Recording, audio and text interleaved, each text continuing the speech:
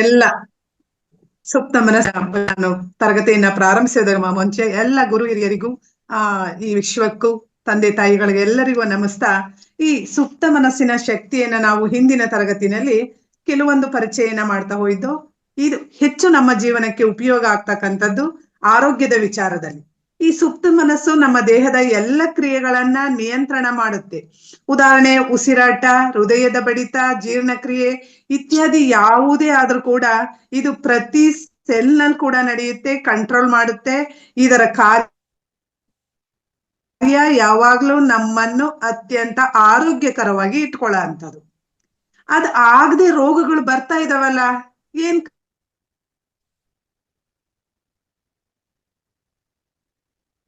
ನೋವಿನ ಬರ್ತಾ ಇದೀವಿ, ಟಿಂಕ್ಗಳು ಬರ್ತಾ ಇದೆ. ಹಳೆಯ ನಿನ್ನೆ ಸಂಪತ್ ಸರ್ ಕೇಳಿದ್ರಲ್ಲ, ಹಾಗೆ ಆ ಹಳೆ ನೋವನ್ನ ಏನ್ ಮಾಡೋದು ಅಂತ ಅಂದ್ರೆ, ಹೋಗಿದ್ದನ್ನ ಬಿಟ್ಟು ನಾವ್ ಏನನ್ನ ಮಾಡ್ಬೋದು ಅನ್ನೋದ್ಕಿಂತ ಬರೀ ಅವದನ್ನೇ ಪುನಃ ಪುನಃ ಕೆದಕದ್ರ ಮೂಲಕ ನಾವು ಕಾಯಿಲೆಗಳಿಗೆ ವಾಯ್ಸ್ ಬ್ರೇಕ್ ಆಗ್ತದೆ ನೋಡಮ್ಮ. ಜನ್ಮದ ಕರ್ಮ ಇದನ್ನ ನೀವು ಪ್ರತಿಯೊಂದನ್ನು ಸ್ವೀಕರಿಸುತ್ತೆ. ವಾಯ್ಸ್ ಬ್ರೇಕ್ ಆಗ್ತಾ ಇದೆ. ಬೇಕಾದ್ರೆ ವಿಡಿಯೋ ಆಫ್ ಮಾಡ್ಕೊಂಡು ಮಾತಾಡ್ತೀರಾ ನೋಡಿ, ಏನೋ ಸ್ವಲ್ಪ ಸಿಗ್ನಲ್ ಪ್ರಾಬ್ಲಮ್ ಇದೆ ಅಂತ ಕಾಣಿಸ್ತದೆ. Okay sir, right.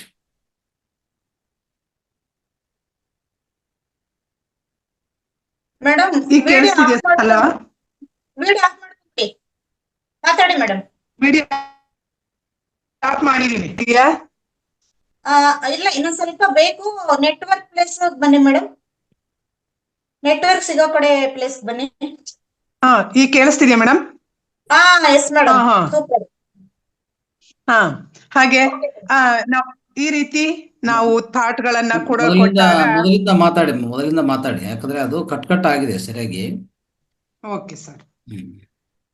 ಎಲ್ಲ ಆತ್ಮ ಬಂಧಿಗಳಿಗೂ ನಮಸ್ಕಾರ. ನಾವು ಹಿಂದಿನ ತರಗತಿಯಲ್ಲಿ ಸುಪ್ತ ಮನಸ್ಸಿನ ಶಕ್ತಿ ಹೇಗೆ ಕೆಲಸ ಮಾಡುತ್ತೆ ಅನ್ನೋದನ್ನ ಕೆಲವೊಂದು ಘಟನೆಗಳನ್ನ ಮರ್ಪಿಯವರ ಪುಸ್ತಕದ ಆಧಾರದಲ್ಲಿ ಗಮನಿಸ್ತಾ ಹೋಗಿದ್ದು.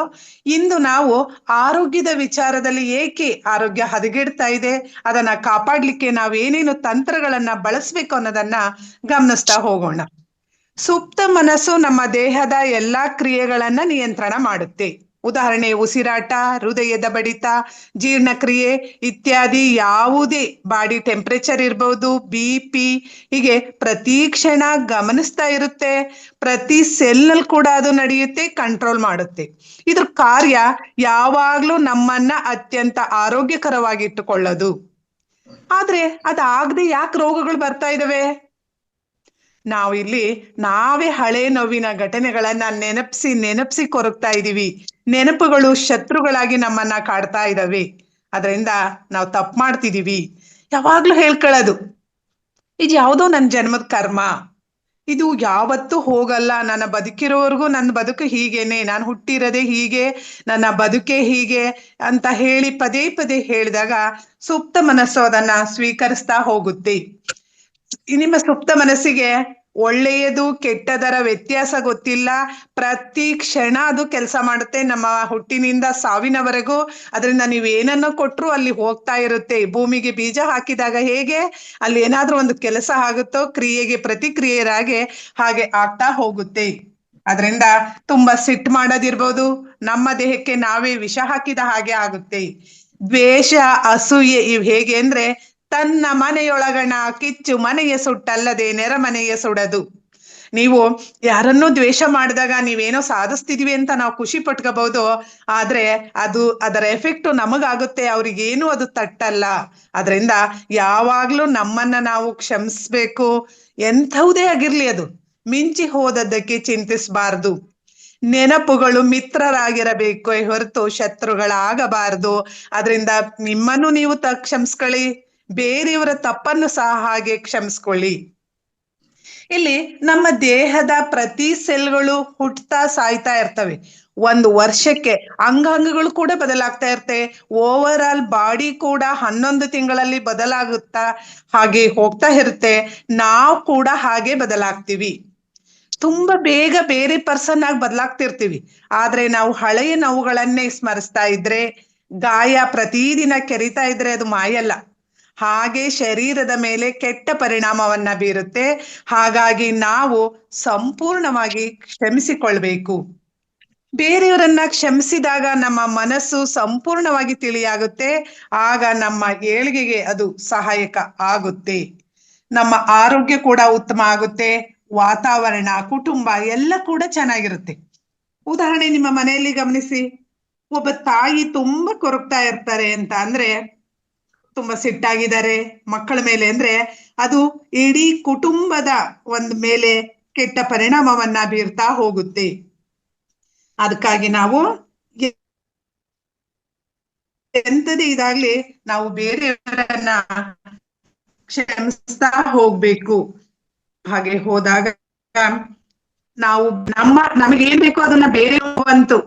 ಹೇಗೆ ನಾವು ವಿಶ್ವ ಸ್ವಾಸ್ಥ್ಯ ಧ್ಯಾನವನ್ನ ಮಾಡೋದ್ರ ಮೂಲಕ ಇಡೀ ಪ್ರಪಂಚಕ್ಕೆ ಒಳ್ಳೆಯದಾಗ್ಲಿ, ಆಫ್ ಮಾಡ್ಕೊಳ್ಳಿ, ವಿಡಿಯೋ ಆಫ್ ಮಾಡಿ. ಎಲ್ಲರಿಗೂ ಬರ್ಲಿ ಅಂತ ನಾವು ಬಯಸ್ತೀವಿ. ವಾಣಿ ಮೇಡಮ್ ಮತ್ತೆ ಕೇಳಿಸ್ತಾ ಇಲ್ಲ, ವಾಯ್ಸ್ ಬ್ರೇಕ್ ಓಕೆ ಆಗ್ತಿದೆ. ಸರ್.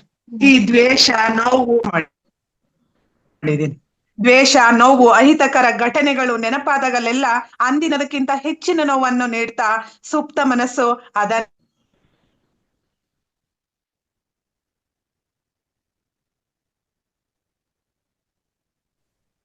ಇಲ್ಲ ಮೇಡಮ್, ವಾಣಿ ಮೇಡಮ್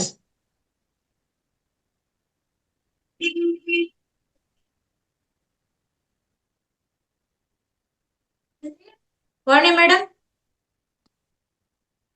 ನೆಟ್ವರ್ಕ್ ಹೋಗಿದೆ ಅಂತ ಅನ್ಸುತ್ತೆ ಗುರೂಜಿ. ಇಲ್ಲ, ಇದ್ದಾರೆ ಲೈನಲ್ಲಿ ಇದ್ದಾರೆ, ವಾಯ್ಸ್ ಬರ್ತಾ ಇಲ್ಲ. ಅವ್ರದ್ದು ನೆಟ್ವರ್ಕ್ ಫುಲ್ ಡೌನ್ ಆಗಿದೆ ಅನ್ಸುತ್ತೆ.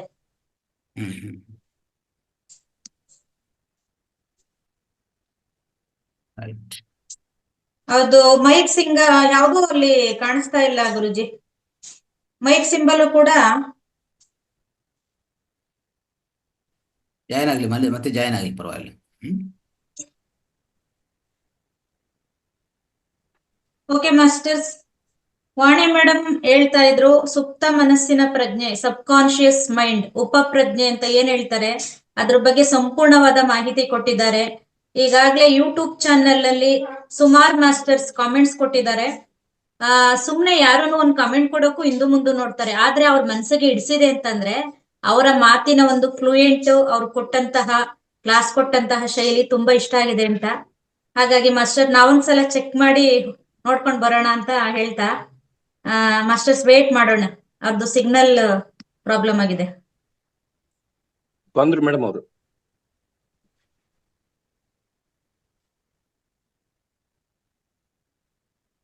ವಾಣಿ ಮೇಡಮ್ ಅವ್ರು ಬಂದಾರ್ರಿ, ಅನ್ಮ್ಯೂಟ್ ಮಾಡ್ಕೊಳಕ್ ಹೇಳ್ರಿ.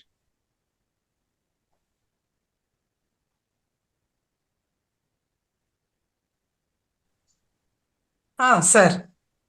ಎಸ್, ಮಾತಾಡಿ. ಹೀಗೆ ಸುಪ್ತ ಮನಸ್ಸು ಇಲ್ಲಿ ಹೇಗ್ ಕೆಲಸ ಮಾಡುತ್ತೆ, ಆ ಚೀಟ್ ಬರ್ಸೋದು, ತಗಡು ಬರ್ಸೋದ್ರಲ್ಲಿ ಇದೆಯಾ ನಿಮ್ ಶಕ್ತಿ ಅಂತ ಹೋದ್ರೆ, ಇಲ್ಲಿ ನೀವು ಗಮನಿಸ್ತೀರಾ, ಕೆಲವೊಂದು ಡಾಕ್ಟರ್ ಹತ್ರ ಹೋದ ತಕ್ಷಣ ನಮ್ಗೆ ಕಾಯಿಲೆ ಹುಷಾರಾಗಿರುತ್ತೆ. ಅಲ್ಲಿ ಡಾಕ್ಟರ್ ಕೈಗುಣನ ಇದನ್ನೇ ಪ್ಲಾಸಿಮೋ ಎಫೆಕ್ಟ್ ಅಂತ ಕರೀತಾರೆ. ಮೈಂಡ್ ನಮ್ಮನ್ನ ಕ್ಯೂರ್ ಮಾಡುತ್ತೆ. ಯಾವ ಮೆಡಿಸಿನ್ ಅಲ್ಲಿ ಕೂಡ ಆ ಶಕ್ತಿ ಇಲ್ಲ.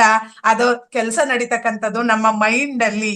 ಹೀಗೆ ದಿನಕ್ಕೆ 2 ಬಾರಿ ಶಾಂತವಾಗಿ ಕುಳಿತು ನೀವು ದಿನೇ ನನ್ನ ಆರೋಗ್ಯ ಸುಧಾರಿಸ್ತಾ ಇದೆ ಅಂತ ನಮಗ್ ನಾವೇ ಹೇಳ್ಕೋಬೇಕು. ಅಂದ್ರೆ ಅಭ್ಯಾಸದಿಂದ ಮನುಷ್ಯ ಪರಿಪೂರ್ಣನಾಗ್ತಾನೆ. ಹಾಗೇನೆ ಇದನ್ನ ಒಂದೇ ಸಲ ಹೇಳಿ ಬಿಡ್ತಕ್ಕಂಥದ್ದಲ್ಲ, ಪುನರಾವರ್ತನೆ ಇದರ ಮಂತ್ರ. ಆಗ ಸುಧಾರಿಸ್ತಾ ನಾವು ಹೋಗ್ತೀವಿ ಅನ್ನೋದನ್ನ ಕಲ್ಪಿಸ್ತಾ ಹೋಗ್ಬೇಕು. ನೀವು ನಿಮ್ಮ ಜೀವನದಲ್ಲಿ ಏನನ್ನೇ ಗುರಿ ಇಟ್ಕೊಳ್ಳಿ, ಅದಾಗಿದೆ ಅನ್ನಂತಹ ಸಂತೋಷವನ್ನ ಅನುಭವಿಸ್ತಾ ಹೋಗ್ಬೇಕು. ಈ ರೀತಿ ಮಾಡಿದಾಗ, ಉದಾಹರಣೆ, ಏನೋ ಒಂದು ಕಾಲ್ ಕಟ್ಟಾದಂತಹ ವ್ಯಕ್ತಿ, ನನಗೆ ಕಾಲೆಲ್ಲ ಸರಿಯಾಗಿದೆ, ನಾನು ಚೆನ್ನಾಗಿ ನಡೀತಾ ಇದ್ದೀನಿ, ಒಂದು ಪರ್ವತವನ್ನೇ ಹತ್ತುತ್ತಾ ಇದ್ದೀನಿ, ಬೆಟ್ಟವನ್ನ ಹತ್ತಿದ್ದೀನಿ, ನನ್ನನ್ನು ಎಲ್ಲರೂ ಅಭಿನಂದಿಸ್ತಾ ಇದ್ದಾರೆ. ಹೀಗೆ ಊಹೆ ಮಾಡ್ಕತಾ ಆದಾಗ ಎಂತ ಸಂತೋಷ ಆಗುತ್ತೋ ಅದನ್ನ ಅನುಭವಿಸ್ತಾ ಅವರು ಹೋಗ್ಬೇಕಾಗುತ್ತೆ. ಹೀಗೆ ಅಲ್ಲಿ ಡಾಕ್ಟರ್ ಹೇಳೋದು, ಅಲ್ಲಿ ಹೊಗಳ್ಬೇಕು ಡಾಕ್ಟರ್ನ ಹೋದ ತಕ್ಷಣ. ಅಪ್ಪ ಏನ್ ಮ್ಯಾಜಿಕ್ ಆಯ್ತಪ್ಪ, ನೀನ್ ಎಷ್ಟೊಂದು ಕ್ಯೂರ್ ಆಗಿದೀಯಲ್ಲ ಅಂತ ಹೇಳಿ, ಹೀಗೆ ಪ್ರತಿಯೊಂದು ಸಕಾರಾತ್ಮಕ ಯೋಚನೆಗಳು ಕೂಡ ನಮ್ಮ ಮನಸ್ಸಿನ ಮೇಲೆ ಅದು ಕೆಲಸ ಮಾಡ್ತಾ ಹೋಗುತ್ತೆ. ಹೀಗೆ ಹೆಚ್ಚೆಚ್ಚು ಬಾರಿ ಊಹೆಯನ್ನ ಮಾಡ್ತಾ ಹೋಗಿ. ಅಬ್ದುಲ್ ಕಲಾಂ ಹೇಳ್ತಾರೆ, ಇಲ್ಲಿ ಕನಸುಗಳನ್ನ ಹೆಚ್ಚೆಚ್ಚು ಕಾಣಿ ಅಂತ. ಮತ್ತೆ ಯಯಾತಿ ನಾಟಕದಲ್ಲಿ ಕೂಡ ಹೇಳ್ತಾರೆ, ಬೆಳಕಿಲ್ಲದ ದಾರಿಯಲ್ಲಿ ನಡೆಯಬಹುದು, ಬೇಕಾದ್ರೆ ಕನಸಿಲ್ಲದ ದಾರಿಯಲ್ಲಿ ನಡಿಲಿಕ್ಕೆ ಸಾಧ್ಯ ಇಲ್ಲ. ಆದ್ರಿಂದ ಕನಸಿಲ್ಲದ ಮನುಷ್ಯ ದರಿದ್ರ. ನಿಜವಾಗ್ಲು ಕನಸಿರ್ಬೇಕು ಪ್ರತಿಯೊಂದು ಮನುಷ್ಯನಲ್ಲೂ, ಉನ್ನತವಾದ ಕನಸುಗಳು ಇರ್ಬೇಕು. ಹೀಗೆ ಹೋಗ್ತಾ ಹೋದಾಗ ಎಂತಹ ಕಾಯಿಲೆಗಳು ಕೂಡ ನಿಧಾನವಾಗಿ ಅವು ಸುಧಾರಿಸ್ತಾ ಬರೋದನ್ನ ಅನೇಕ ಉದಾಹರಣೆಗಳನ್ನ ಈ ಪುಸ್ತಕದಲ್ಲಿ ಅವ್ರು ಕೊಡ್ತಾರೆ. ಅದನ್ನ ಗಮನಿಸ್ತಾ ಹೋದ್ರೆ ಅದು ತುಂಬಾ ದೊಡ್ಡ ಅಧ್ಯಯನ ಆಗುತ್ತೆ. ಅದರಿಂದ ನಾವು ಅದನ್ನ ಸಿಂಪಲ್ ಆಗಿ ಗಮನಿಸ್ತಾ ಹೋಗೋಣ. ಹೀಗೆ ಕ್ರಿಯೇಟ್ ಮಾಡ್ತಾ ಸುಪ್ತ ಮನಸ್ಸು ಅದನ್ನ ಹೇಗ್ ಸರ್ ಮಾಡ್ತೆ ಅನ್ನೋದನ್ನ ನಾವು ನೋಡ್ತೀವಿ. ಅಂದ್ರೆ ಈಗ ಉದಾಹರಣೆ, ಡಾಕ್ಟರ್ ಇದು ವಾಸಿ ಆಗಲ್ಲ ಅಂದಾಗ ನಾವು ಬಲವಾಗಿ ಅದನ್ನ ನಂಬಿದಾಗ ಅದು ವಾಸಿನೇ ಆಗಲ್ಲ. BP ಇರ್ಬೋದು, ಶುಗರ್ ಇರ್ಬೋದು, ಆದ್ರೆ ನೀವು ನಂಬಿ ಏನಿಲ್ಲ, ಅದ್ ನನ್ನನ್ನು ಏನ್ ಮಾಡ್ಲಿಕ್ಕೆ ಸಾಧ್ಯ, ನಾನು ಆರೋಗ್ಯವಾಗಿದ್ದೀನಿ ಇರ್ತೀನಿ ಅಂದಾಗ ವಾಸಿ ಆಗದ ಯಾವ ರೋಗನೂ ಇರಲ್ಲ, ಪರಿಹಾರದ ಯಾವ ಸಮಸ್ಯೆ ಕೂಡ ಈ ಪ್ರಪಂಚದಲ್ಲಿ ಇರಲ್ಲ. ಹಾಗೆ ಆಗಾಗ್ಗೆ ಕಲ್ಪನೆಯನ್ನ ಮಾಡಿ ಸಂತೋಷವನ್ನ ಹೆಚ್ಚೆಚ್ಚು ಅನುಭವಿಸ್ತಾ ಹೋಗಿ. ಇದನ್ನ ನೀವು ಬರೀ ನಿಮಗ್ ಮಾತ್ರ ಮಾಡಿ ಸುಮ್ನಾಗದಲ್ಲ, ಬೇರೆಯವರ ಆರೋಗ್ಯ ಮತ್ತು ಸಮಸ್ಯೆಗೂ ಕೂಡ ಇದೇ ನಿಯಮವನ್ನ ನೀವು ಅನುಸರಿಸಿ ನಮ್ಮ ಸುಪ್ತ ಮನಸ್ಸಿನಿಂದ ಅವರು ಸುಪ್ತ ಮನಸ್ಸಿಗೆ ಟ್ರಾನ್ಸ್ಫರ್ ಮಾಡ್ತಕ್ಕಂಥದ್ದು. ಆಗ ಉದಾಹರಣೆ, ಎಲ್ಲೋ ದೂರದಲ್ಲಿದ್ದಾರೆ ಮಗ ಮಗಳು, ಯಾರೋ ಎಲ್ಲೋ ಒಂದು ಯುದ್ಧ ಆಗಿ, ಪ್ರವಾಹ ಆಗಿ, ಪ್ರಕೃತಿ ವಿಕೋಪದಿಂದ ಜನ ನಳ್ತಾ ಇದ್ದಾರೆ ಅಂದ್ರೆ ಎಲ್ರು ಆರಾಮಾಗ್ತಿದ್ದಾರೆ, ಅವ್ರೆಲ್ರು ಚೆನ್ನಾಗ್ ಆಗಿದ್ದಾರೆ, ಆಗ್ಲಿ ಅಂತ ಮನಸ್ಫೂರ್ತಿ ಅದನ್ನ ನಾವು ಹೇಳ್ತಾ ಇರ್ಬೇಕು, ನಂಬಿಕೆಯನ್ನ ಪಡ್ತಾ ಇರ್ಬೇಕು. ನೀವೀಗ ಟೆಲಿಪತಿಯನ್ನ ಗಮನಿಸ್ತೀರಾ, ರೇಖಿ ಚಿಕಿತ್ಸೆಯನ್ನ ಗಮನಿಸ್ತೀರಾ, ಇಲ್ಲೆಲ್ಲ ವರ್ಕ್ ಆಗ್ತಕ್ಕಂಥದ್ದು ಇದೇ ಥಿಯರಿ. ಹಾಗೇನೆ ಬಂದ್ರೆ ನಮ್ಮೆಲ್ಲರ ಬದುಕಿನ ಆಸೆ ತುಂಬಾ ಹಣ ಮಾಡ್ಬೇಕು ಅನ್ನೋದು.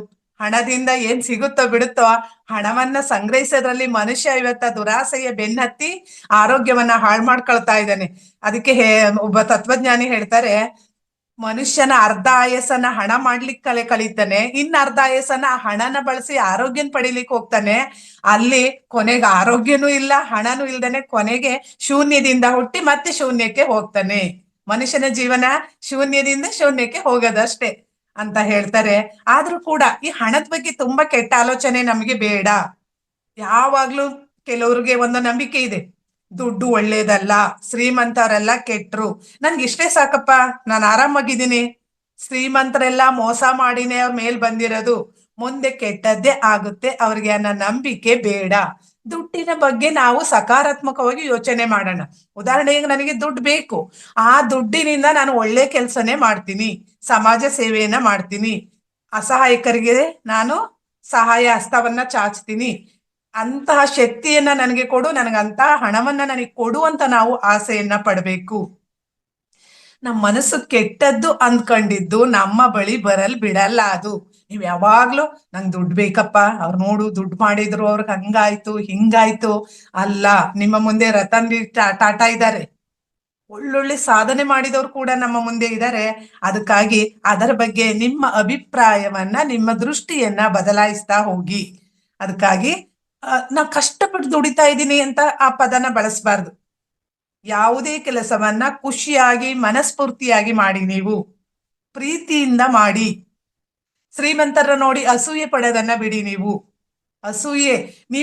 ಅಸೂಯೆ ಪಟ್ಟಾಗ ಯೂನಿವರ್ಸಲ್ಲು ಅದಕ್ಕೆ ಏನು ಅಂತ ಗೊತ್ತಿಲ್ಲ, ಯೂನಿವರ್ಸಲ್ಗೆ ಇವನಿಗೆ ಅದು ಇಷ್ಟ ಇಲ್ಲ, ಇವನಿಗೆ ಇದು ಬೇಡ ಅಂತ ಜಡ್ಜ್ ಮಾಡುತ್ತೆ, ನಮ್ಗೆ ಅದನ್ನೇ ದರಿದ್ರನೇ ಕೊಡುತ್ತೆ. ಅದರಿಂದ ಶ್ರೀಮಂತರನ್ನು ಒಳ್ಳೆ ದೃಷ್ಟಿಕೋನದಿಂದ ನೋಡಿ, ಅವರನ್ನ ಪ್ರೀತಿಸಿ ಮನಸ್ಫೂರ್ತಿ, ಇದು ಬೇರೆಯವ್ರನ್ನ ಮೆಚ್ಚಲಿಕ್ಕಲ್ಲ. ಪ್ರಪಂಚದಲ್ಲಿ ಮೆಚ್ಚ ಅಂತ ಕೆಲಸ ಬೇಕಾದಷ್ಟು ಆಗ್ತಾ ಇದೆ, ಆ ಮೆಚ್ಚುಗೆ ಬೇಡ ನಮ್ಗೆ. ನಿಮ್ಮ ಮನಸ್ಸಿನ ಆಳದಿಂದ ಎಲ್ಲರನ್ನ ನಾವು ಪ್ರೀತಿಸ್ತಾ ಹೋಗಿ. ಹಾಗೆ ಅದು ನಮ್ಗೆ ಯಾವುದೇ ಆದ್ರೂ ವಾಪಸ್ ನಮಗ್ ಬರ್ತಾ ಇರುತ್ತೆ, ಅದನ್ನ ನೆನ್ಪಿಟ್ಕೋಬೇಕು ನೀವು. ಒಳ್ಳೇದೋ ಕೆಟ್ಟದೋ ಏನೋ ಗೊತ್ತಿಲ್ಲ, ಈಗ ಜೋರಾಗಿ ಏನೋ ನಾವು ದ್ವೇಷಕ್ಕೆ ಯಾರಿಗೂ ಜೋರಾಗಿ ಕತ್ತೆತ್ತಿ ಜೋರಾಗಿ ಹೋಗಿದ್ರೆ ಅದ್ ಹೇಗ್ ನಮಗೆ ಮತ್ತಟ್ಟುತ್ತೋ ಹಾಗೆ. ಉದಾಹರಣೆ, ಆಫೀಸಲ್ಲಿ ಕೆಲಸ ಮಾಡ್ತಿರ್ತೀರಾ, ಬಾಸ್ ಬಗ್ಗೆ ನೆಗೆಟಿವ್ ಆಗಿ ಮಾತಾಡಬಾರ್ದು, ಯೋಚಿಸ್ಲು ಕೂಡ ಬಾರ್ದು. ಬರೀ ಮಾತಾಡೋದಲ್ಲ, ಮನ್ಸಲ್ಲೂ ಯೋಚನೆ ಬರಬಾರ್ದು. ಸಹೋದ್ಯೋಗಿ ಇರ್ಬೋದು, ಸ್ನೇಹಿತರಿರ್ಬೋದು, ಯಾರ ಏಳ್ಗೆಯನ್ನಾದರೂ ನೋಡಿ ಖುಷಿ ಪಡ್ಬೇಕು. ಆಗ ಯೂನಿವರ್ಸ್ ಏನ್ ಅನ್ಕೊಳುತ್ತೆ, ಇವನ್ಗೂ ಇದೇ ರೀತಿ ಬೇಕು ಅಂತ ನಮಗೂ ಒಳ್ಳೇದನ್ನೇ ದೇವರು ಆಶೀರ್ವಾದ ಮಾಡ್ತಾ ಹೋಗ್ತಾನೆ. ದಿನೇ ದಿನೇ ನನ್ನ ಹತ್ರ ಹೆಚ್ಚೆಚ್ಚು ಹಣ ಬರ್ತಾ ಇದೆ. ನನ್ನ ಎಲ್ಲಾ ಅಗತ್ಯಗಳು ತಕ್ಷಣ ಪೂರೈಸ್ತಾ ಇವೆ. ಪ್ರಪಂಚದಲ್ಲಿ ಬೇಕಾದಷ್ಟು ಸಂಪತ್ತಿದೆ, ಅದ್ ನನ್ ಬಳಿ ಕೂಡ ಬರುತ್ತೆ. ಬೇರೆಯವ್ರಿಗೆಲ್ಲ ಸಹಾಯ ಮಾಡ್ತಾ ಇದ್ದೀನಿ ಅಂತ ಕಲ್ಪಿಸ್ಕೋಬೇಕು. ನೀವು ಅಫರ್ಮೇಷನ್ನ ಕೊಡ್ಬೇಕು. ಜಾಬ್ ಇರ್ಬೋದು, ಪ್ರಮೋಷನ್ ಇರ್ಬೋದು, ಸಿಂಗರ್ ಇರ್ಬೋದು, ಎನಿ ಒನ್ ನಿಮಗೆ ಯಾವ ಆಸೆ ಇದೆ ಅಂತ ಅಫರ್ಮೇಷನ್ನ ಕೊಡ್ತಾ ಹೋಗಿ. ನಾನು ಇದನ್ನ ಮಾಡಿದ್ದೀನಿ, ಬದುಕು ಒಂದು ಸುಂದರವಾದ ಯಾನದ ರೀತಿ ಇದೆ, ನಾನು ಅನುಭವಿಸ್ತಾ ಇದ್ದೀನಿ. ನಾವೆಲ್ಲರೂ ಎಷ್ಟು ಖುಷಿಯಾಗಿದ್ದೀವಿ. Thank you universal, thanks God, thanks ಗುರುಗಳೇ. ಈ ರೀತಿ ಅದನ್ನ ನಿಜವಾಗಿ ನೀವು ಅನುಭವಿಸ್ತಾ ಹೋಗಿ. ನನ್ನ ಸುಪ್ತ ಮನಸ್ಸು ಬೇಕಾದ ರೀತಿ ಸಹಾಯ ಮಾಡುತ್ತೆ. ನೀವು ಎಲ್ಲ ರೀತಿಯ ಡೋರ್ಗಳನ್ನ ಓಪನ್ ಮಾಡುತ್ತೆ. ಅವಾಗ ಎಲ್ಲ ರೀತಿಯ ಸಂಪತ್ ಕೂಡ ಬರುತ್ತೆ. ದಿನೇ ದಿನೇ ಹಣ ಬರುವ ರೀತಿ. ಉದಾಹರಣೆ, ಸಾಲ. ಎಲ್ರು ಮನುಷ್ಯ ಸಾಲ ಮಾಡ್ಲೇಬೇಕು, ಆದ್ರೆ ಅದು ನೀವು ಕಲ್ಪಿಸ್ಕೋಬೇಕು. ನಾನು ಅವ್ರಿಗೆ ಕೊಡ್ಬೇಕಾದ ಹಣವನ್ನ ಕೊಟ್ಟು ಆ ಸಂಬಂಧವನ್ನ ಒಳ್ಳೆ ರೀತಿ ನಾನು ಉಳಿಸ್ಕೊಂಡಿದ್ದೀನಿ. ಎಲ್ಲ ಕೊಟ್ಟು ನಾನು ಆರಾಮಾಗಿದ್ದೀನಪ್ಪ, ಥ್ಯಾಂಕ್ ಯು. ನಿಮಗೆ ಕೊಡ್ಬೇಕಾದವ್ರು ಕೂಡ ಹಾಗೆ ನೀವು ಕಲ್ಪಿಸ್ಕೋಬೇಕು.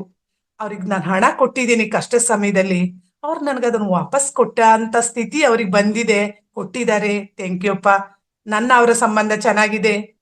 ಹೀಗೆ ಯಾರಿಗೋ ಒಂದು ಸಾಲ ಕೊಟ್ಟಿದ್ದೀರಾ ಅಂತ ಯಾವಾಗ್ಲೂ ಬೈತಾ ಇರೋದು ಮನೇಲಿ ಅವ್ರನ್ನ. ಅವ್ರಿಗೆ ಕೊಟ್ಟೆ, ಅವ್ರಿಗೊಂದು ಕೃತಜ್ಞತೆ ಇಲ್ಲ, ಎಂತ ಇದಪ್ಪ ಅಂತೇಳಿ ಅವರನ್ನ ಸ್ವಲ್ಪ ಸದಾ ದ್ವೇಷಿಸದೆ, ಬೈಯದೆ, ಅವ್ರಿಗೆ ಒಳ್ಳೇದಾಗ್ಲಿ, ಅವ್ರು ಇಂಪ್ರೂವ್ ಆಗಿ ಹಣನ ವಾಪಸ್ ಕೊಡ ಹಾಗಾಗ್ಲಿ ಅಂತ ಹಾರೈಸಿ ನೀವು. ಹೀಗೆ ನನ್ನ ಪ್ರತಿಯೊಂದು ಹಣಕಾಸಿನ ವ್ಯವಹಾರ ಕೂಡ ಸರಿಯಾಗಿ ನಡೀತಾ ಇದೆ ಅನ್ನೋದನ್ನ ಮಾಡಿ. ಕೆಲವರು ತುಂಬಾ ಜನ ಇದನ್ ಮಾಡ್ತಾರೆ. ನಾನು ಏನ್ ಮಾಡಿದ್ರು ಲಾಸ್ ಆಗುತ್ತೆ, ದೇಶದ ಆರ್ಥಿಕತೆನೆ ಕುಸ್ತೋಗಿದೆ, ನಾನೇನ್ ಮಾಡ್ಲಿಕ್ಕೆ ಸಾಧ್ಯ? ಮಳೆ ಬೆಳೆ ಎಲ್ಲ ಆಗೋಗಿದೆ, ಈ ಸಲ ಅಂತೂ ಬೆಳೆಲಿ ಏನು ಆದಾಯ ಬರಲ್ಲಪ್ಪ. ಕಾಂಪಿಟೇಷನ್ ಜಾಸ್ತಿ ಇದೆ, ಒಂದು ಪೋಸ್ಟಿಗೆ 1,00,000 ಜನ ಅಪ್ಲಿಕೇಶನ್ ಹಾಕ್ತಿದ್ದಾರೆ, ನನಗ್ ಜಾಬ್ ಸಿಗುತ್ತಾ? ಇದು ಒಂದು ಉದಾಹರಣೆ. ಇಂಥವ್ 1000 ಉದಾಹರಣೆ ನಿಮ್ಮೆಲ್ರಿಗೂ ಗೊತ್ತು. ಇಂಥ ನೆಗೆಟಿವ್ ಯೋಚನೆಗಳನ್ನೇ ಉಲ್ಟಾ ಮಾಡಿ ಪಾಸಿಟಿವ್ ಆಗಿ ಯೋಚನೆ ಮಾಡಿದ್ರೆ ಹೊಸ ಅವಕಾಶಗಳು ದೊರೆಯುತ್ತೆ. ನಾವೆಲ್ಲರೂ ಕೂಡ ಯಶಸ್ವಿ ಆಗ್ಬಹುದು. ಇನ್ ಮತ್ತೆ ಸಂಬಂಧವನ್ನ ಉಳಿಸ್ಲಿಕ್ಕೆ, ಆಕರ್ಷಿಸಲಿಕ್ಕೆ ಈ ಸುಪ್ತ ಮನಸ್ಸನ್ನ ಹೇಗೆ ಬಳಸ್ಬೋದು ನೋಡಿ.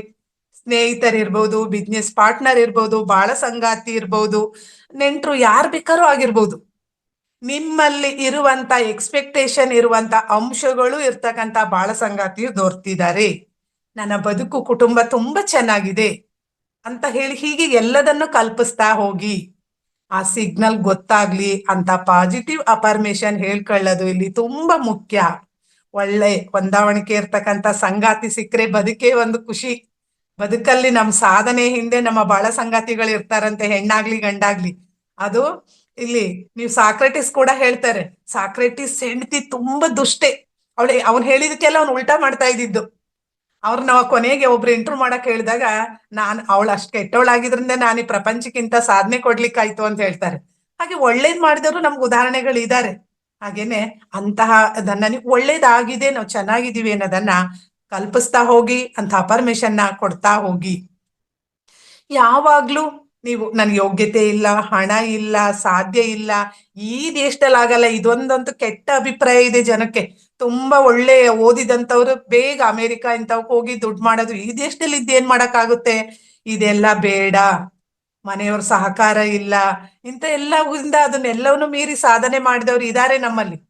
ಅದರಿಂದ ನಿಮ್ಮ ಸುಪ್ತ ಮನಸ್ಸಿಗೆ ನಾನು ಈ ದೇಶದಲ್ಲೇ ಸಾಧನೆ ಮಾಡ್ತೀನಿ, ನನ್ನ ಸೇವೆ ನನ್ನ ದೇಶದ ಜನಕ್ಕೆ ಅಂತಲೇ ನಿಲ್ಬಹುದು, ಮಾಡಬಹುದು. ಹೀಗೆ ನೀವೇನಾದ್ರು ನೆಗೆಟಿವ್ ಯೋಚನೆಗಳನ್ನೇ ನೀವು ಹೆಚ್ಚು ಬಳಸ್ತಾ ಹೋದ್ರೆ ಅಲ್ಲಿ ನಾವೆಲ್ಲವನ್ನು ಬ್ಲಾಕ್ ಮಾಡ್ಕೊಂಡಂಗಾಗುತ್ತೆ. ನಿಮ್ಮ ಸುಪ್ತ ಮನಸ್ಸಿಗೆ ಯಾವುದೇ ಲಿಮಿಟ್ ಇಲ್ಲ. ನಮಗೆ ಬೇಕಾದ್ದನ್ನ, ಯಶಸ್ಸಿಗಾಗಿ ಏನ್ ಬೇಕು ಎಲ್ಲವನ್ನೂ ಕೊಡುತ್ತೆ ಅದು. ಅಂತ ಅವಕಾಶವನ್ನು ಒದಗಿಸ್ಕೊಡುತ್ತೆ. ಅಂದ್ರೆ ನಡಿಬೇಕಾದ್ರೆ ನಾವೇ, ಅದ್ ನಮ್ಮನ್ನ ಹೆಜ್ಜೆ ಇಟ್ಟೆಲ್ಲ ನಡೆಸ್ ಕರ್ಕೊಂಡು ಹೋಗಲ್ಲ, ದಾರಿ ತೋರಿಸುತ್ತೆ. ಆ ದಾರಿನಲ್ಲಿ ನಾವು ಹೋಗ್ಬೇಕಷ್ಟೇ. ಹಾಗೆ ನಾವು ಕಾಂಪಿಟೇಷನ್ ಇದೆ ಅಂತ ಹಿಂದೆ ನಿಲ್ಲದ್ ಬೇಡ.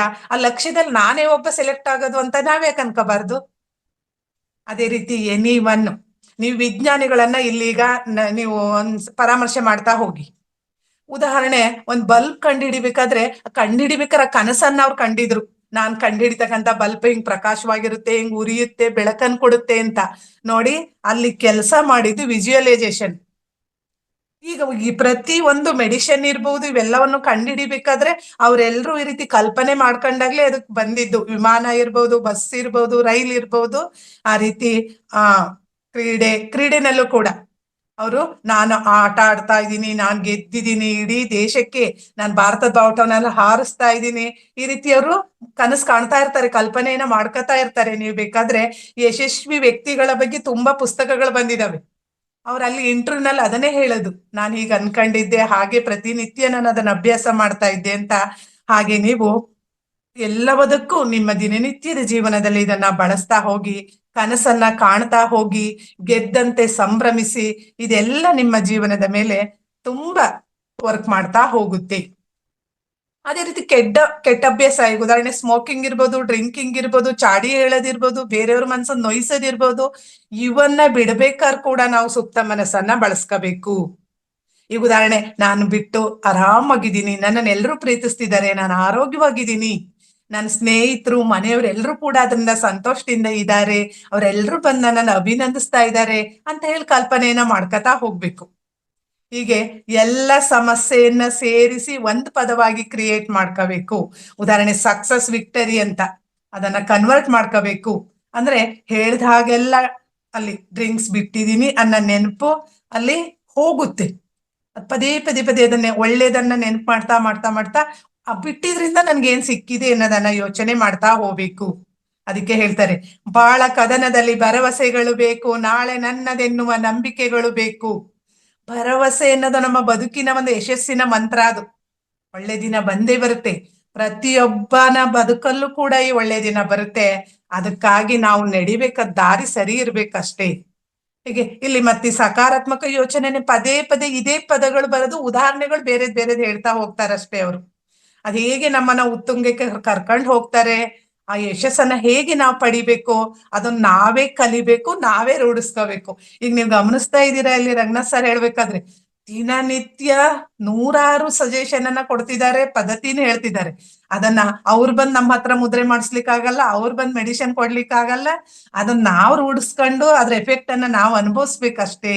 ಹೀಗೆ ಸುಪ್ತ ಮನಸ್ಸಿಗೆ ಇಡೀ ಜಗತ್ತನ್ನ ತಿರುಗಿಸುವ, ಬದಲಿಸುವ ಶಕ್ತಿ ಇದೆ, ಅದಮ್ಯ ಶಕ್ತಿ ಇದೆ.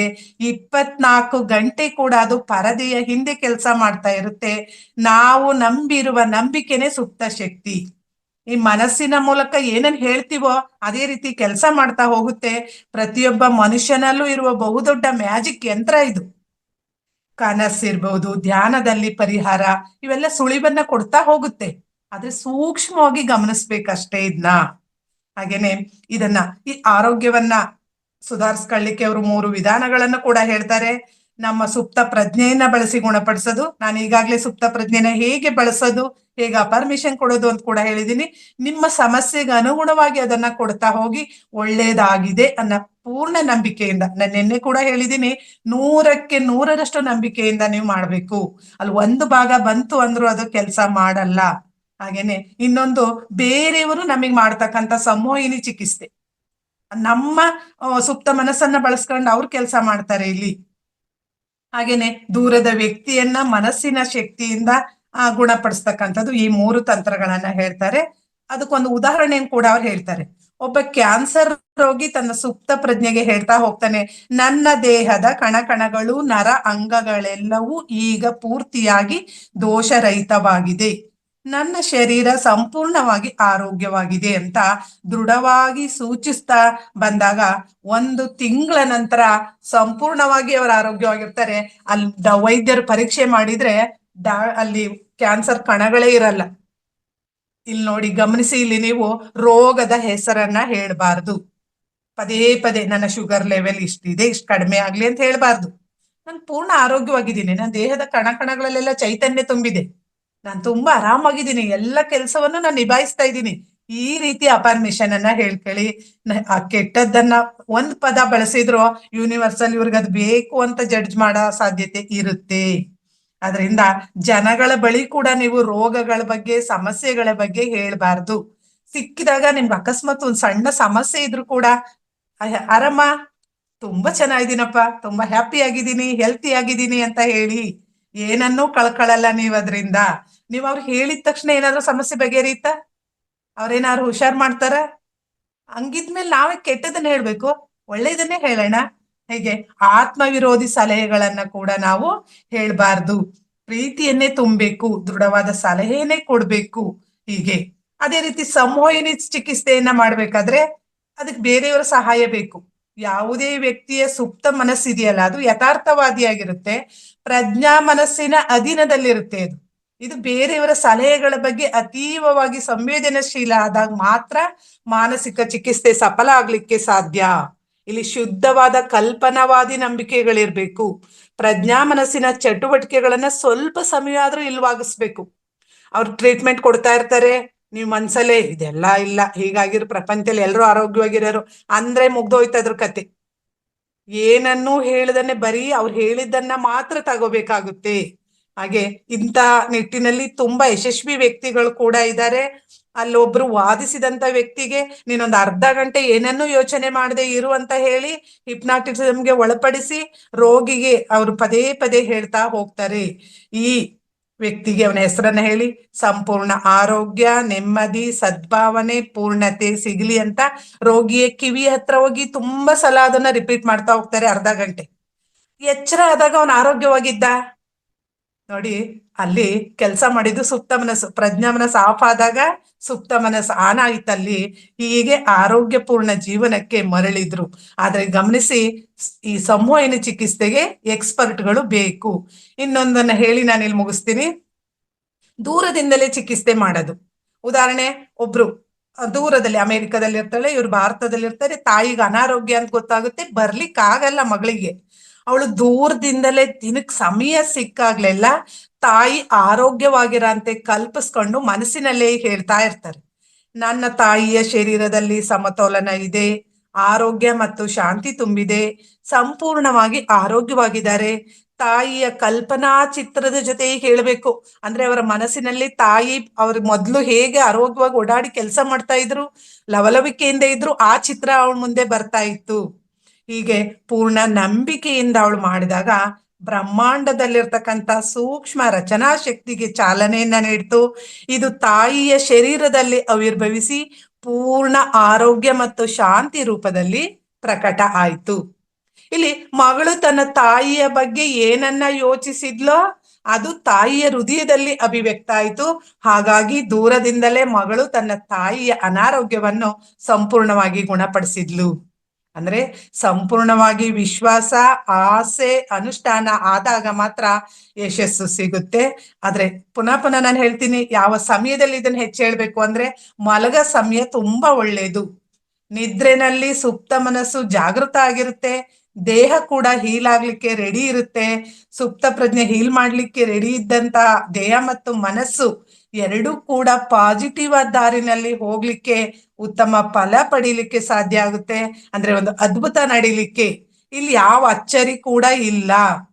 ಕನಿಷ್ಠ ಅಂದ್ರೆ 3 ಬಾರಿನಾದ್ರೂ ಹೇಳಿ. ಇದು ಖರ್ಚಿಲ್ಲದೆ ಪಡಿತಕ್ಕಂತ ಒಂದು ಲಾಭ. ನಾನೀಗ 3 ಸೂತ್ರಗಳನ್ನ ಹೇಳಿದೆ. ಅದು ಎಲ್ಲಾ ಸಮಯಕ್ಕೂ ಈ 3ರಲ್ಲಿ ಯಾವುದು ಒಂದು ಸೆಲೆಕ್ಟ್ ಮಾಡ್ಕೋಬೇಕು ಅನ್ನೋದು ನಿಮ್ಮ ನಿಮ್ಮ ಬದುಕಿಗೆ, ನಿಮ್ಮ ಅನುಭವಕ್ಕೆ, ನಿಮ್ಮ ಸಮಸ್ಯೆಗೆ ಅನುಗುಣವಾಗಿರುತ್ತೆ. ಅದರಿಂದ ನೀವು ಯಾವುದನ್ನ ಬೇಕೋ ಅದನ್ನ ಆರಿಸ್ಕೊಳ್ಳಿ. ಒಟ್ಟಾರೆ ಒಳ್ಳೆಯದನ್ನೇ ಯೋಚಿಸಿ, ಪಾಸಿಟಿವ್ ಆಗಿ ಯೋಚನೆ ಮಾಡಿ ಅಂತ ಹೇಳ್ತಾ ಈ ಅವಕಾಶಕ್ಕಾಗಿ ಧನ್ಯವಾದಗಳನ್ನ ಅರ್ಪಿಸ್ತೀನಿ ನಾನು. Thank you sir.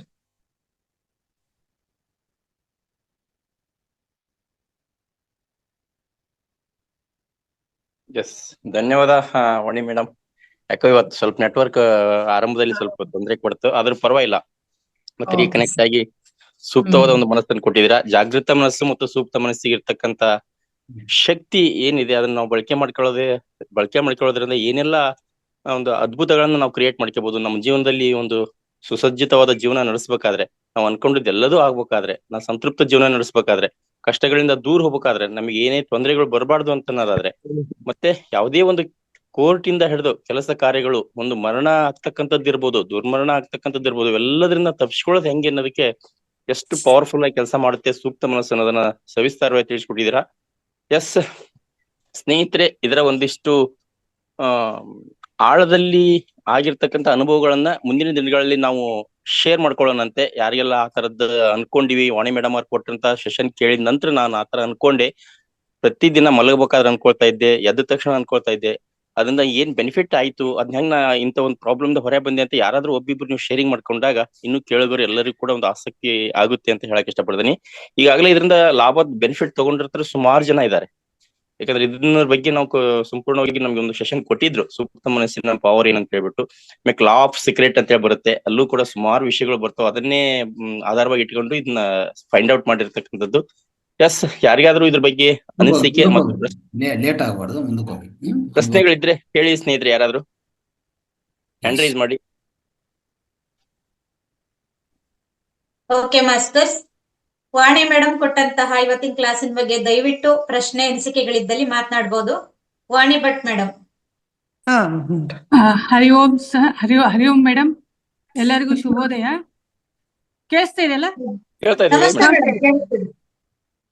ಇವಾಗ ವಾಣಿ ಮೇಡಮ್ ಹೇಳಿದ್ರಲ್ಲ, ಆ ತರ ಅನುಭವ ನಂಗೆ ತುಂಬಾ ಆಗಿದೆ ಮೇಡಮ್. ಯಾಕಂದ್ರೆ ಒಂದು ಪಾಸಿಟಿವ್ ಇದ್ದಿದ್ದು ನೆಗೆಟಿವ್ ಹೇಗ್ ಬರುತ್ತೆ, ಹೆಂಗ್ ಆಲೋಚನೆ ಆಗುತ್ತೆ ಅನ್ನೋದು ನಾನು ಹೇಳ್ತೀನಿ.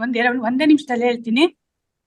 ಫಸ್ಟ್ ನಾನೇನ್ ಮಾಡ್ತಿದ್ದೆ, ಚಿಕ್ಕವಳಿರುವಾಗ ನಮ್ಮಲ್ಲಿ ವೀರನಾರಾಯಣ ದೇವಸ್ಥಾನ ಒಂದು ಕಲ್ಲಿದ್ದು ತುಂಬಾ ಚೆನ್ನಾಗಿತ್ತು.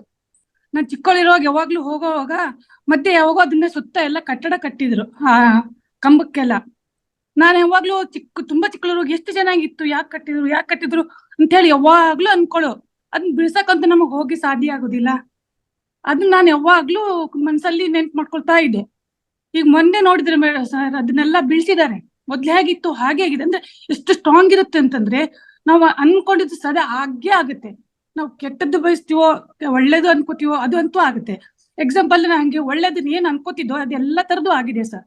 ಕೆಟ್ಟದ್ದು ಅಂದ್ರೆ ನನ್ಗೆ ಕೆಟ್ಟದಂತಲ್ಲ, ಈ ತರದ್ದು ನನಗೆ ಕ್ಯಾನ್ಸರ್ ಅಂತ ಏನ್ ಬಂದಿದೆಯಲ್ಲ, ಅದು ಯಾಕೆ ಬಂತು ಅಂತಂದ್ರೆ, ನಾನು ಬಂಧನ ಫಿಲ್ಮ್ ಅನ್ನ ನೋಡ್ತಾ, ಅಂದ್ರೆ ಇದೆಲ್ಲ ವಿಮರ್ಶೆ ಮಾಡುವಾಗ ನನಗೆ ಅನ್ಸುತ್ತೆ. ಇವಾಗ ಆ ಬಂಧನ ಫಿಲ್ಮ್ದಲ್ಲಿ ನಾನು ನೋಡಿದ್ದೆ ಸರ್ ಚಿಕ್ಕವಳಿರುವಾಗ. ಅದನ್ನ ಯಾವಾಗ್ಲೂ ಆ ಹಾಡನ್ನ ಯಾವಾಗ್ಲೂ ಮಾಡುದು, ಆ ಸೀನನ್ ಯಾವಾಗ್ಲೂ, ಅಂದ್ರೆ ನನ್ಗೆ ಗೊತ್ತಿಲ್ಲ ಅದು ನಮ್ದು ಆತರ ಕೆಲಸ ಮಾಡ್ತದಂತೆ ಗೊತ್ತಿಲ್ಲ. ಯಾವಾಗ್ಲೂ ಆ ಕಲ್ಪನೆ ಮಾಡ್ತಾ ಮಾಡ್ತಾ ಮಾಡ್ತಾ ಬಂದಾಗ ಅದ್ ಪದೇ ಪದೇ ನೀವು ಏನಾದ್ರು ಹಾಡಾದ್ರೂ, ನಾವು ಹಾಡು ಕೂಡ ಸೆಲೆಕ್ಟ್ ಮಾಡುವಾಗನು ಹೆಂಗಿರ್ಬೇಕಂದ್ರೆ, ಆ ಹಾಡಿನ ಅರ್ಥ ಎಷ್ಟು ಆಳವಾಗಿರ್ಬೇಕಂದ್ರೆ ನಮ್ಮ ಮನಸ್ಸು ಒಳಗೆ ಅದು ಮೂಡ್ತಾ ಇರುತ್ತೆ, ನಮ್ಗೆ ಗೊತ್ತೇ ಇರೋದಿಲ್ಲ. ಆತರ ನಾನು ಅದನ್ನ ಕಲ್ಪನೆ ಮಾಡಿಲ್ಲ. ಆದ್ರೂ ಅದು ಹಾಡು ಪದೇ ಪದೇ ಹೇಳೋದ್ರಿಂದ ನಂಗೆ ನಂಗೆ ಬಂದಿದೆ ಅಂತಂದ ನನ್ಗೆ ಅನಿಸ್ತಾ ಇದೆ. ಈಗ ವಾಣಿ ಮೇಡಮ್ ಹೇಳಿದ್ರಲ್ಲ, ತುಂಬಾ ತರದ್ದಾಗಿದೆ. ನಂಗೆ ಒಳ್ಳೇದಂತೂ ಸಿಕ್ಕಾಪಟ್ಟೆ ಆಗಿದೆ. ನೆಗೆಟಿವ್ ಎಲ್ ಬಂತಂತಂದ್ರೆ, ನಾವು ಈ ತರದ್ದು ಫಿಲ್ಮದಲ್ಲಿ ನಾವು ಯಾವ್ದು ಒಳ್ಳೇದು ಸಿಕ್ಕತ್ತಾಗಿ ನಂಗೆ ಇದ್ರಲ್ಲಿ ಒಳ್ಳೇದು ತುಂಬಾ ಚೆನ್ನಾಗಿ ಬಂದಿದೆ, ಕೆಟ್ಟದ್ದು ಇದಾಗಿದೆ. ಅಂದ್ರೆ ಕಣ್ಣಿಗೆ ಕಾಣಿಸೋದನ್ನ ನಮ್ಗೆ ಅಲ್ಲಿ ಆಳವಾಗಿ ಹೋದಾಗ, ಅಂದ್ರೆ ಫಿಲ್ಮ್ ಅಲ್ಲಿ ಅಥವಾ ಯಾವ್ದೇ ಒಂದು ಮಾತಾಡುವಾಗ ಒಂದ್ ಏನ್ ಬೀಜ ಅಂತ ಒಂದು ಒಳಗ್ ಬಿತ್ಕೋತೀವಲ್ಲ, ಅದು ಸಿಕ್ಕಾಪಟ್ಟೆಯಾಗಿ ಕಾರ್ಯ ಮಾಡುತ್ತೆ. ಈಗ ನಂಗೆ ಕೇಳಿದಾಗಂತೂ ನಂಗೆ ಮೈ ರೋಮ ಎಲ್ಲ ನೆಟ್ಟಗಾಯ್ತು. ಹೌದಲ್ಲ, ಎಷ್ಟೊಂದಿದೆ. ನಾನೀಗ ಅದಕ್ಕೆ ನಾನು ಏನ್ ಮಾಡ್ತಿದ್ದೆ, ನಾನೀಗ ಸುಮಾರು ಟೈಮ್ ಇಂದ ಬರೀತಾ ಇದ್ದೀನಿ ಸರ್. ನೀವೇನು ವಾಣಿ ಮೇಡಮ್ ಹೇಳಿದ್ರಲ್ಲ, ಆರೋಗ್ಯವಾಗಿದ್ದೀನಿ ಅಂತಂದು, ಈಗ 3-4 ತಿಂಗಳಿಂದ ಬರೀತಾ ಇದ್ದೀನಿ. ಅದ್ ತಕ್ಕಂಗೆ ಎಲ್ಲದ್ರಲ್ಲೂ ನಂಗೆ ಸಹಾಯ ಆಗ್ತಾ ಹೋಗ್ತಾ ಇದೆ. ಮನಸ್ಸಿಗೆ ಹುರುಪ ಆಯ್ತು. ಎಲ್ಲದಕ್ಕೂ ದೇವ್ರು ಯಾವ ರೀತಿ ಸೆಲೆಕ್ಟ್ ಮಾಡ್ತಾ ಇದ್ದಾನೆ ಅಂತ ನಂಗೆ ಅದು ಹೇಳಕ್ ಆಗ್ತಾ ಇಲ್ಲ. ಜಾಸ್ತಿ ಹೇಳಕ್ ಹೋದ್ರೆ ನಂಗೆ ಕಣ್ಣೀರೇ ಬರುತ್ತೆ ಸರ್. ಅದೇ ತರದ್ ನಮ್ ಮನಸ್ಸು ಹೆಂಗಿರುತ್ತೆ ಅಂತಂದ್ರೆ, ಸಣ್ಣ ಸಣ್ಣ ಸ್ಟೋರಿ ಹೇಳ್ತೀನಿ, 1 ನಿಮಿಷದ ಸ್ಟೋರಿ. ಹೆಂಗಂದ್ರೆ, ಒಬ್ರು ತುಂಬಾ ಏನಂದ್ರೆ ಒಳ್ಳೆ ಮನುಷ್ಯ, ಒಳ್ಳೆ ಲಕ್ಕಿ ಮನುಷ್ಯ ಇರ್ತಾನೆ. ಅವ್ನು ಹೇಗಂದ್ರೆ, ಒಂದ್ಸತೆ ಹೋಗ್ತಾ ಇರುವಾಗ ತುಂಬಾ ಆಯಾಸ ಆಗತ್ತಂತೆ. ತುಂಬಾ ಲಕ್ಕಿ ಮನುಷ್ಯ ಅಂತ ಅವನು. ಒಂದು ಕಲ್ಪವೃಕ್ಷದ ಕೆಳಗೆ ಹೋಗಿ ಕುತ್ಕೋತಾರಂತೆ. ಅಲ್ಲಿ ಹೋಗಿ ಕುತ್ಕೊಂಡು ಸುಸ್ತಾಯ್ತು. ಆಗಲೇ 1-2 ನಿಮಿಷ ನಿದ್ರೆ ಮಾಡೋಣ ಅಂತ ಹೇಳಿ ಮಲ್ಕೋತಾನಂತೆ. ಮಲ್ಕೊಂಡ ತಕ್ಷಣ ಎದ್ದ ತಕ್ಷಣ ಚೆನ್ನಾಗಿ ನಿದ್ರೆ ಬಂದು ಇದಾಯ್ತಂತೆ. ಅವಾಗ ಅವ ಅನ್ಕೋತಾನೆ, ಅಯ್ಯೋ ಈಗ ಹಸು ಆಗಿದೆ, ಎಲ್ಲರೂ ಊಟ ಸಿಕ್ಕಿದ್ರೆ ಚೆನ್ನಾಗಾಗ್ತಿತ್ತು ಅಂದ್ಕೋತಾನಂತೆ. ಹಾಗೆ ಅವ್ನ್ಗೆ ಹಂಗ ಅನ್ಕೋತಿದ್ದಂಗೆ ಊಟ ಎಲ್ಲ ಬರುತ್ತಂತೆ. ಊಟ ಎಲ್ಲ ಬಂದ ತಕ್ಷಣ ಮತ್ತೆ ಅಯ್ಯೋ ಇದು ಒಂಚೂರು ಕುಡಿಯೋಕಿದ್ರೆ ಚೆನ್ನಾಗಿರ್ತಿತ್ತು ಅಂತ ಹೇಳ್ಬಿಟ್ಟು ಅಂತಂತ. ಹಾಗ ಕುಡಿಯೋ ಯಾವ್ಯಾವ ವಸ್ತುಗಳನ್ನೆಲ್ಲ ನೆನ್ಪಡ್ಕೋತಾನೆ, ಆ ತರದ್ದು ಎಲ್ಲ ಬರುತ್ತಂತೆ. ಅವಾಗೆಲ್ಲ ಬಂದ ತಕ್ಷಣ ಎಲ್ಲ ಸಿಕ್ತ ತಕ್ಷಣ ಮನುಷ್ಯನಿಗೆ ಏನಾಗತ್ತೆ ಅವಾಗ, ಅಯ್ಯೋ ಏನೋ ಆಗ್ತಾ ಇದೆ, ನಂಗೆ ಕೇಳಿದೆಲ್ಲ ಬರ್ತಾ ಇದೆ, ಇಲ್ಲೇನೋ ನಡೀತಾ ಇದೆ, ಏನೋ ಆಗ್ತಾ ಇದೆ ಅಂತಂದು, ಇಲ್ಲ ಈಗೆಲ್ಲ ಇಷ್ಟೆಲ್ಲ ಆಗೋದ್ರಿಂದ ಇಲ್ಲೇನೋ ಸುತ್ತಮುತ್ತ ಭೂತ ದೆವ್ವಗಳು ಇರ್ಬೋದು, ಅದಕ್ಕೆ ಈ ರೀತಿ ಆಗುತ್ತೆ ಅಂತ ಹೇಳಿ ಆ ತರ ನೆಗೆಟಿವ್ ಆಲೋಚನೆ ಮಾಡ್ತಾನಂತೆ. ಆ ತರ ನೆಗೆಟಿವ್ನು ಆಗ್ತಾ ಹೋಗಿ ಅವ್ನ ಕಡೆಗಿಲ್ಲ, ನಂದು ಒಂದು ದಿವಸ ಭೂತಗಳು ಬಂದು ನಂದು ತಿಂದು ಬಿಡ್ತವೆ ಅಂತ ಅನ್ಕೊಂಡು ಕಲ್ಪನೆ ಮಾಡ್ತಾನಂತೆ. ಅದೇ ತರನೇ ಆಗುತ್ತಂತೆ. ಅಂದ್ರೆ ನಮ್ಮ ಮನಸ್ಸು ವೃಕ್ಷ ಇರುತ್ತೆ. ನಾವ್ ಏನನ್ನ ಬಯಸ್ತೀವ ಆ ತರ ಅದನ್ನ ಸಿಗ್ತಾ ಹೋಗುತ್ತೆ. ಅದನ್ನ ನಾವು ಸ್ಟ್ರಾಂಗ್ ಆಗಿ ತಿಳ್ಕೊಂಡಾಗ ಈಸಿಯಾಗಿ ನಮ್ಗೆ ಇದಾಗುತ್ತೆ ಸರ್. ಇಷ್ಟೇ ಹೇಳಕ್ ಬಯಸ್ತೀನಿ ಸರ್. Thank you sir. ಎಲ್ಲರಿಗೂ ಧನ್ಯವಾದಗಳು.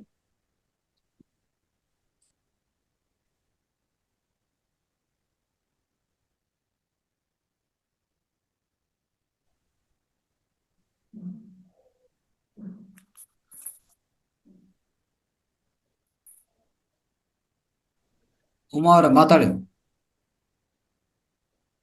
ನಮಸ್ಕಾರ ಗುರುಗಳೇ. ನಮಸ್ಕಾರ, ಮಾತಾಡಿ. ಎಲ್ಲಾ ಧ್ಯಾನ ಬಂದಿಗಳಿಗೂ ಕೂಡ ನನ್ನ ಅನಂತ ನಮಸ್ಕಾರಗಳು. ವಾಣಿ ಮೇಡಮ್ ಅವರೇ, ತಮಗೆ ನಮಸ್ಕಾರ. ನಮಸ್ತೆ. 2 ದಿನದಿಂದ ಸುಪ್ತ ಮನಸ್ಸಿನ ಶಕ್ತಿ ಹೇಳ್ತಾ ಇದ್ದೀರಿ, ತುಂಬಾ ಅದ್ಭುತವಾಗಿದೆ. ಅದರಲ್ಲಿ ಪ್ರತಿಯೊಂದು ವಾಕ್ಯವನ್ನು ಕೂಡ ತಾವು ಒತ್ತಿ ಒತ್ತಿ ಹೇಳ್ತಾ ಇದ್ದೀರಾ, ಉದಾಹರಣೆಗಳೊಂದಿಗೆ ಹೇಳ್ತಾ ಇದ್ದೀರಾ, ಪ್ರತಿಯೊಬ್ಬರ ಮನಸ್ಸಿಗೆ ಕೂಡ ನಾಟುವ ಹಾಗೆ ಹೇಳ್ತಾ ಇದ್ದೀರಾ, ಬಹಳ ಅದ್ಭುತವಾಗಿ ಹೇಳ್ತಾ ಇದ್ದೀರಾ. ನೀವು ಹೇಳುವಂತ ಕಲೆಗೆ ಮೆಚ್ಕೊಳ್ಬೇಕು, ಅದ್ಭುತ ಇದೆ. ಅಂದ್ರೆ ಇಲ್ಲಿ ತಾವು ಹೇಳೋದೇನಂದ್ರೆ ನಮ್ಮ ಮನಸ್ಸು ಏನ್ ಹೇಳತ್ತ ಅದನ್ನೇ ನಾವು ಮಾಡ್ಬೇಕು ಅನ್ನೋದನ್ನ ತಾವು ಹೇಳ್ತಾ ಇದ್ದೀರಾ. ಆಮೇಲೆ ನೀವೇನ್ ಇವಾಗ ಹೇಳಿದಿರಲ್ಲ, ನನ್ನ ಮನಸ್ಸು ಕೂಡ ಅದನ್ನ ಹೇಳತ್ತೆ. ಸಬ್ಕಾ ಸುನ್ನ ದಿಲ್ಕಾ ಕರ್ನಾ ಅಂತ ಆ ತರ ಹೇಳತ್ತೆ. ಅದನ್ನ ಏನಂದ್ರೆ ಯಾವ್ದು ಕೂಡ ನಾವ್ ಯಾವಾಗ್ಲೂ ಸಂತೋಷವಾಗಿ ಇದ್ದೀವಿ ಅಂತಾನೆ ಹೇಳ್ಕೊಳ್ಬೇಕು. ನಮ್ಮ ಕಷ್ಟ ಕಾರ್ಪಣ್ಯಗಳ ಇನ್ನೊಬ್ಬರ ಎದುರಿಗೆ ಹೇಳ್ಕೊಳ್ಬಾರ್ದು. ಅದ್ ಹೇಳ್ಕೊಳ್ಳೋದ್ರಿಂದ ಅವ್ರೇನ್ ನಮಗೆ ಸಾಂತ್ವನ ಹೇಳ್ತಾರೆ. ಆ ನಂತರ ನಮ್ಮ ಹಿಂದ್ಗಡೆ ಅಯ್ಯೋ ಈ ತರ ಆತು, ಹಾಗಾತು, ಹೀಗಾತು, ಹೀಗ್ ಹೇಳ್ತಾರಂತ ಹೇಳ್ತಾರ. ಆದ್ರೆ ನಮ್ಮ ಎದುರುಗಡೆ ಒಳ್ಳೆ ಮಾತುಗಳನ್ನ ಆಡ್ತಾರೆ, ಹಿಂದ್ಗಡೆ ನಮ್ಮನ್ನ ತೆಗಳ್ತಾ ಇರ್ತಾರೆ. ಅದಕ್ಕೆ ನನ್ನ ವ್ಯಕ್ತಿತ್ವ ಕೂಡ ಅದೇ ರೀತಿಯಾಗಿದೆ. ಅದಕ್ಕೆ ನಾನೇನ್ ಹೇಳ್ತೀನಿ ಅಂದ್ರೆ, ನನ್ನಲ್ಲಿ ಯಾವುದೇ ಇರ್ಲಿ ಕಷ್ಟಗಳಿರ್ಲಿ ಇನ್ನೊಬ್ಬರ ಎದುರಿಗೆ ಹೇಳ್ಕೊಳ್ಬಾರ್ದು. ಅದನ್ನ ನಾನೇ ಸರಿಪಡಿಸ್ಕೊಳ್ಬೇಕು, ನನ್ನ ಮನಸ್ಸಿನಲ್ಲಿ ಇಟ್ಕೊಳ್ಬೇಕು ಅನ್ನೋದನ್ನ ಇವತ್ತು ತಾವು ಮತ್ತೆ ಅದೇ ವಿಷಯವನ್ನು ಹೇಳಿದ್ರಿ. ಧನ್ಯವಾದ ಮೇಡಮ್ ತಮಗೆ. ಆದ್ರೆ ಇಂತಹ ಘಟನೆಗಳು ನನ್ನ ಮನಸ್ಸಿನಲ್ಲಿ, ನನ್ನ ಜೀವನದಲ್ಲಿ ಸಾಕಷ್ಟು ನಡೆದುಕೊಂಡಿದ್ದಾವೆ. ಆದ್ರೆ ನಾನು ಯಾವತ್ತು ಇನ್ನೊಬ್ರಿಗೆ ಹೇಳ್ಬೇಕು ಅನ್ನುವಂತ ಭಾವನೆ ನನ್ನಲ್ಲಿ ಇಲ್ಲ ಮೇಡಮ್. ಇವತ್ತು ತಾವು ಹೇಳಿದ ವಿಷಯ ಎಲ್ಲವೂ ಕುಲಂಕುಷವಾಗಿ ನನಗೇ ನೀವು ಹೇಳಿದ ಹಾಗೆ ಅನಿಸ್ತಾ ಇತ್ತು. ಧನ್ಯವಾದ ಮೇಡಮ್. ಇಲ್ಲಿವರೆಗೂ ತಾವು ಮಾತಾಡ್ಲಿಕ್ಕೆ ಅವಕಾಶ ಕೊಟ್ಟಿದ್ದಕ್ಕಾಗಿ ಗುರುಗಳೇ ಧನ್ಯವಾದ.